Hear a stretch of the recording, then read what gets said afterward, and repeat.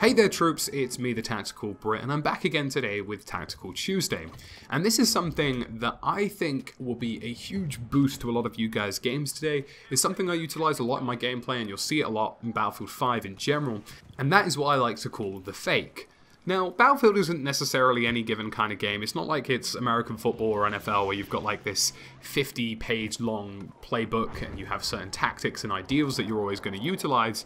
But there are very simplistic things that you could do in the game that, in my opinion, will more often than not mean that you win any given engagement. And the fake is one of those things. And this is something that I do a lot in the game, and it's something that I think you guys will see me do quite regularly in gameplay that you watch of me. So what is it exactly that I'm talking about? Well, the fake is a trick move that I have used in Battlefield for many a year now, and it may sound like common knowledge to some of you, but for a lot of people it really isn't, and it's really manipulating the sort of average sort of thing we see from a Battlefield fan. Most Battlefield players and general Battlefield public players aren't always necessarily the most intuitive people on the block, and because of that we can utilize that in ways that will benefit us. So, let me give you an example. The fake works very simply. You open fire on somebody or they open fire on you, and rather than simply pushing that position again, you use your firing initially to give yourself time to move location and flank really quickly. In Battlefield 5, the common consensus for most players, and in any given Battlefield game really, is that once a player has engaged you, they feel they know where you're going to be. They feel like they know that you're going to come out of X corner or Y corner, and it becomes a game of statistics very quickly. The biggest tendency, especially with things like sniper rifles and long-range weapons, is to fixate on a given position. When you've shot somebody in a window, for example, the common tendency is to carry on looking at that same window. And some of that is common sense, because some of that is just general stupidity as well.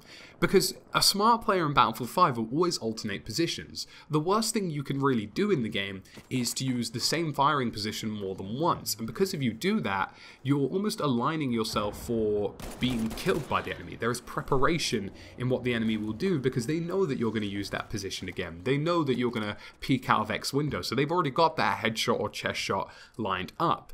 But in actuality, you can actually use this to your advantage as an offensive player as well as a defensive player.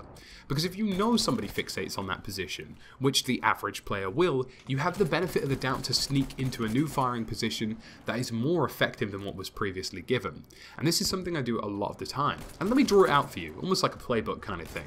Let's say, for example, I engage somebody who is up on this hill or this house, and I've shot at him or he's shot at me, but ultimately we've engaged in something, we know each other is there.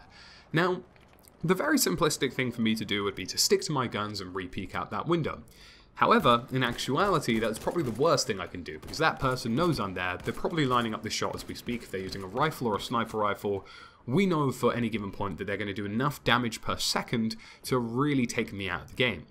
Now, I have to be quick on my toes here. I know, for example, that maybe if I am in this building, there's another window to the left, above, or below me that will also offer the same kind of firing points and will also be quite useful to what I'm trying to aim at, but it won't necessarily be the point that they're fixating on. It's almost kind of like the tactics you use in Rainbow Six when you're peeking.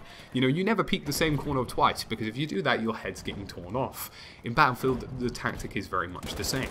If I use X window, how about I use Y rock, or I use Z firing position instead?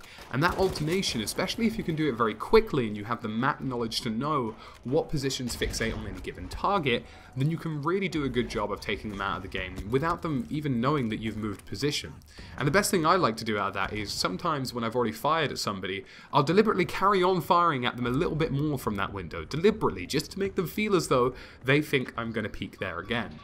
Now, alongside this very basic fundamental tactic, there are a few things that you can do as well that will definitely add to this process of the fake.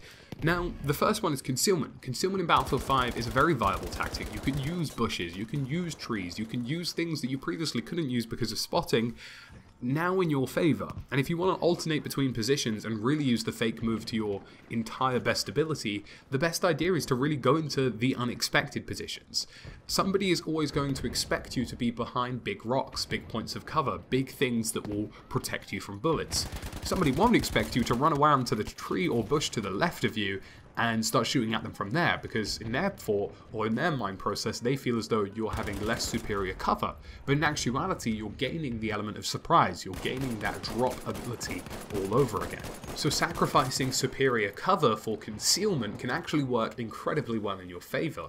And the final thing I like to do as well is what I like to call the fake grenade. Sometimes I will throw a grenade into a position, not necessarily to get the kill or to try and kill somebody, but to flush them out of that position, to force them to move into a place where I know I've already got the drop on them, and that's easily a viable tactic to make use of as well. So troops, that's about it from me today in the Tactical Brit. If there's anything you want me to discuss next Tuesday, let me know in the comment section below, and let's discuss this idea. Is there something that you guys like to move in the game? Is there a certain fake move that you use? Let me know in the comment section below, and as always, thank you for watching, and I will see you again soon in the next video.